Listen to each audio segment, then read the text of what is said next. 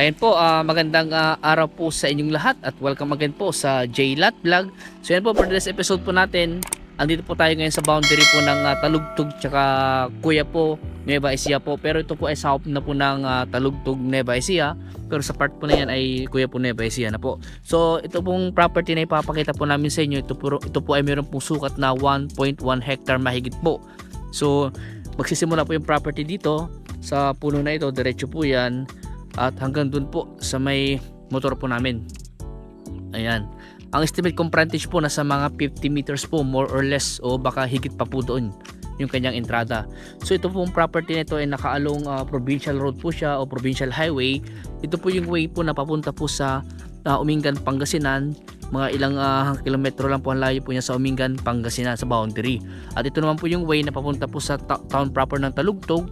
Mga estimate ko na sa mga 5 minutes driving lang po o baka wala pa. At way rin po na papunta ng Cabanatuan, Gimba, yan po. At ito naman po yung way na papunta po sa bayan ng Kuya po, papunta po ng town proper ng bayan ng Kuya po.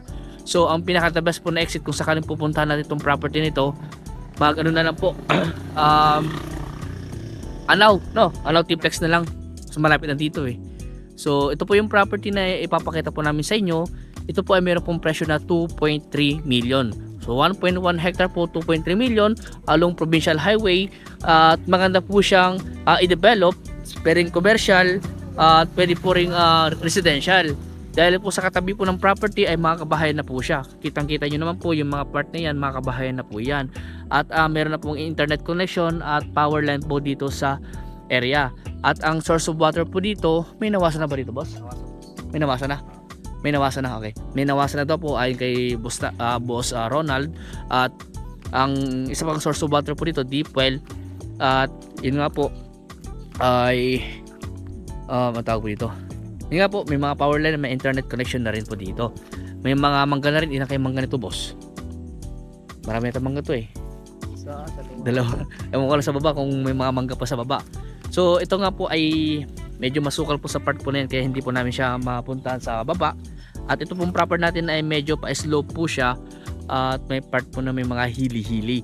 So hanggang dyan po yung boundary sa mga puno na yan, sa may kawayan. Diretso po yan hanggang ganon. Ang shape po ng property ay rectangle na, boss. Rectangle, oo. So dito po yung boundary naman sa mga puno na ito. Nakikita nyo po may bakod na. Pero yun nga po, kailangan natin itong ipa-relocate survey po ito upang malaman natin yung pinaka-exact boundary po ng property. At ang kagandahan po nito, nakausap po namin kahapon yung may-ari at pinakita po sa amin yung mga dokumento nila. I-explain ko naman po sa inyo ng maayos para alam niyo po yung mga details po ng property nito at yung kanyang issue. So itong property po na ito, sasabihin ko sa inyo totoo, yung seller po binenta po niya sa isang buyer po nila noon. Ngayon po ang nangyari nung December 2022 na, boss. December 2022, ano daw, nagpauna, parang ginawang installment. Pero ang gusto nga parang ano daw siya, parang ano tawag doon, kahapon sinabi niya, parang nabigla daw siya, ba't ganoon na nangyayari, parang installment na daw na yung nangyayari. So hanggang sa nakapag ano yata sila ng 1,050,000 na inati-hati po nila. Pero yun nga po, hindi pa daw po bayad lahat-lahat. At ano tawag dito, hindi pa daw po bayad lahat.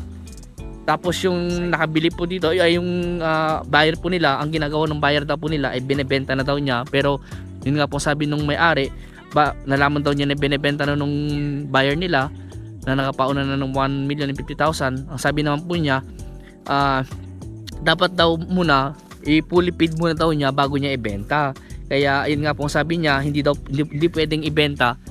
Hindi niya daw pwedeng ibenta hanggat hindi na babayaran o fully paid. So ngayon po ang ginagawa ng may-ari ay ibinebenta naman na niya ulit at ibabalik naman na daw po niya yung binigay nung unang buyer po nila, yung 1,050,000. So ibabalik daw po niya yun. At buhay po yung nakapangalan sa yung lalaki po pala, buhay yung nakapangalan sa title na isa. Bali magkasawa po sila, namatay na po yung kanyang asawa pero wala po silang anak. So ang magkakaroon po tayo ng self-adjudication po dito. Yan, magkakaroon po ng self-adjudication. At yun nga po, yung asawang lalaki, yun na lang po yung buhay na nakausap po namin kahapon. Tinanong ko po siya, tinanong ko siya kung tawag dito, kung may anak sila. Ang sabi naman po, wala daw silang anak. So self-education po ang mangyayari, at at least meron pong pipirma, at ano pa po yung doon. Tax update na boss 2022, pero magbabayad na sila this year pa rin sa nagbayad sila 2023, pero October, February sila nagbayad eh. Tapos yung tax declaration po niya, ang nakadeclare yata to agricultural. Pasture ba? Pasture. Check ko na lang ulit. Ayan. Pasture. Pasture lang yung nakadeclare, pero nakaalong po siya, provincial highway. Ayan po.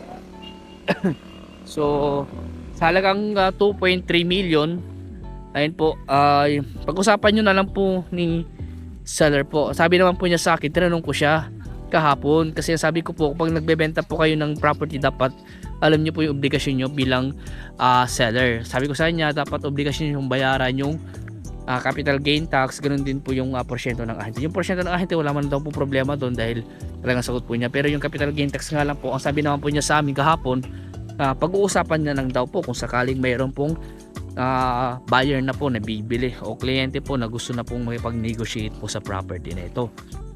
Ayan. So kami na po mga ahente nyo po kami po ay tutulong po sa inyo sa mga dokumentong kakailanganin. At yung kagandahan nga po nito, electronic title na po yung titulo niya. Talaga po meron na po itong certified true copy.